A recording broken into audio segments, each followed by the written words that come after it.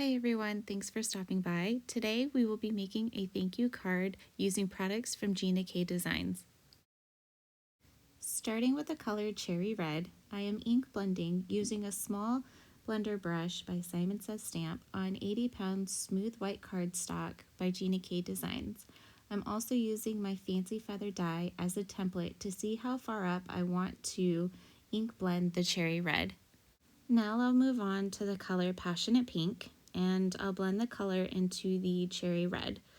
Today you'll notice my subpar ink blending, and that's okay, since you will not notice the blending once you die cut the feather. Once I'm done ink blending both Cherry Red and Passionate Pink, I will continue to use Sweet Mango to ink blend the top portion of the feather. To finish the rest of the upper portion of the feather, we're going to go ahead and use Wild Dandelion and ink blend that into the Sweet Mango. And then I'll kind of go back and forth between the colors just to try to even them out. But like I said, it doesn't need to be perfect since we're going to go ahead and die cut the feather. Once the feather has been die cut, I'm going to leave the pieces in the die and place press and seal over the die cut pieces and use my bone folder to make sure that everything sticks to the press and seal. The press and seal is a super handy tool to keep all your die pieces together. Using the same die, I'm going to cut the feather out of black cardstock, and I'll only be keeping the outline of the feather and instead inlay the ink blended pieces inside. But before I inlay my colored pieces, I'm going to go ahead and cut out 2 additional feathers out of white cardstock. Another helpful tool is my paper piercing tool. It helps remove the cardstock out of the die, and it also helps to remove the insides of the feathers. So now that I have all my die cuts ready to go, I'm going to go ahead and stack them together using my Gina Connect liquid adhesive. By stacking them together, it's going to help me create dimension on my card since my card's pretty clean and simple for the most part. So adding the dimension kind of helps bring the card to life. I do apologize if you hear any banging or booming sounds in the background, as I am filming this on the 4th of July, so everybody is setting off their fireworks, and I'm trying my best to mask the sound, but it may slip through as I am doing my voiceover. Using the same liquid adhesive, I am adhering the feather to the front of my card, using an acrylic block to help me really press that feather down. So here I'll start inlaying the center of my feather to bring the pop of color the feather needs. The press and seal really makes this part of the card easy to accomplish since all the pieces are in the correct spot. Again, using the liquid adhesive makes inlaying easy as well, since I don't have to worry about trying to get a dot runner into the small spaces. And then I'm using my jewel picker to really press the inlaid pieces inside of the feather. I didn't want to use my paper piercing tool since I felt the point was a little too sharp, and I didn't want to accidentally poke through the ink blended cardstock. So now I'll just keep going down the feather, just filling it in, using the liquid adhesive just a little at a time so that way it didn't dry. The liquid adhesive does dry quickly. I mean, enough to allow you to have some wiggle room, but also not long to where you're waiting forever for it to dry.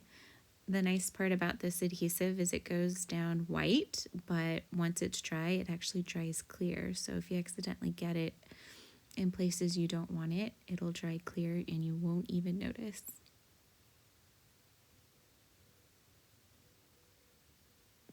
In today's card, even though I won't be using the color blended outline of the feather, I'm not going to throw it away. I'm actually going to save it and use it on a future card. So now I'm going to bring in my Misty and we're going to go ahead and create the trail of butterflies. Today's butterflies are from the Summer Silhouette Stamp Set by Gina Designs.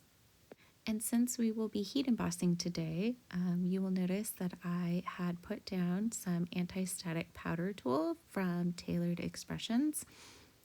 And here I'm going, and here I am positioning the butterflies into kind of a trail that explodes to the upper right portion of the card. And I will say this is probably the longest portion of the card, is really heat embossing the butterflies. Since we were only working really with 4, we had to heat emboss 4 and then take them off of the card and then reposition them to start the process all over again. I do apologize for the glare of my light. It is brand new, and since I film at nighttime, I needed a bright light, but I didn't realize that it caused so much glare on reflective surfaces. But anyways, here I'm adding my black embossing powder, kind of flicking it off, using a paintbrush to really get the strays off. And then the trick for heat embossing is to make sure your heat tool is nice and hot before you take it to paper. I noticed that by doing that, I get less warpage, and because we're going to be heat embossing a lot, I really need to focus on trying not to warp my cardstock, so that way it makes it easier to continually place my butterflies down. And so here you'll notice I'm just kind of moving them around. The trail of butterflies towards the feather is going to be a lot skinnier, and then I'm going to really fill out the butterflies as it gets closer to the upper right portion of the card. And again, I'm just going to repeat the step of laying down the anti-static powder tool using my VersaFine clear sticky ink and then my black embossing powder. My heat tool is nice and hot, so I can just go ahead and heat emboss, and I won't have to worry about it warming up. And because the process is super repetitive, I went ahead and skipped to the sentiment. I wanted to turn this card into a birthday card, but realized I didn't give myself enough room. So instead, I went ahead and used the "Thank you so much" sentiment from the Sketched Flowers stamp set, again from Gina Designs.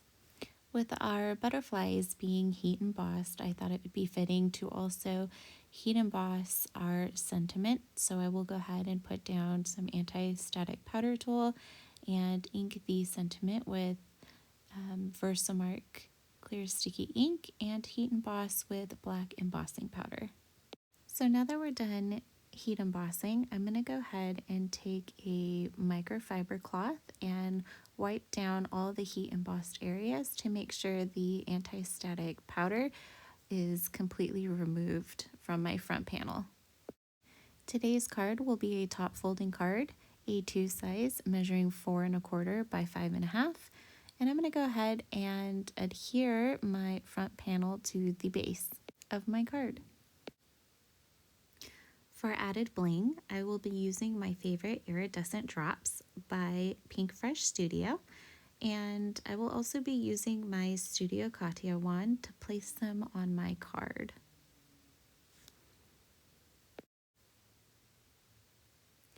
Again, with my Gina Designs liquid adhesive, I'm going to go ahead and adhere them down, and that will complete today's card. I hope you enjoyed today's video, and I appreciate you sharing your time with me. Please give me a thumbs up, and until next time, happy crafting. Bye!